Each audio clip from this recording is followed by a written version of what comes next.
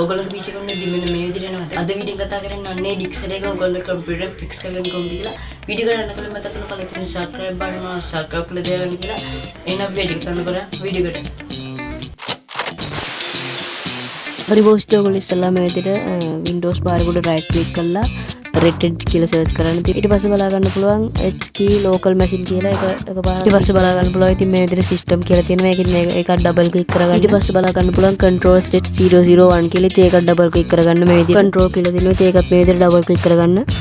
හරි බොස් ඊට පස්සේ ඔයගොල්ලෝ කැමති නම් මේ විදිහට click කරන්න. ඊට පස්සේ ඔයගොල්ලෝ keyboard එක කරා මේ විදිහට S අකුර type කරගන්න. हरी बोस ඊට පස්සේ පොඩ්ඩක් බලලා බලා ගන්න පුළුවන් සර්විසස් මැනේජර් කියලා. ඉතින් ඒකත් මේ විදිහට ඩබල් ක්ලික් කරලා ඕපන් කරගන්න. ඊට පස්සේ බලා ගන්න පුළුවන් boot execute කියලා තියෙනවා. ඉතින් මේක right click කරලා modify කියන එක පාරක් ක්ලික් කරන්න. ඊට පස්සේ මහ දෙයක් නැහැ. ඉතින් මෙතන ඊට ඒක අයින් කරලා පල්ලෙහා description එකේ දාලා තියෙන text එක ඔයගොල්ලෝ මෙතෙන්ට copy කරලා paste කරන්න. වීඩියෝ එක අඩුපාඩු මෙතන පළයක් කමෙන්ට් එකේ කමෙන්ට් එක දාලා channel එක subscribe කරලා තියාගන්න තමයි කරන්න. එහෙනම් අදට මගේ හැමෝටම ජය වේවා.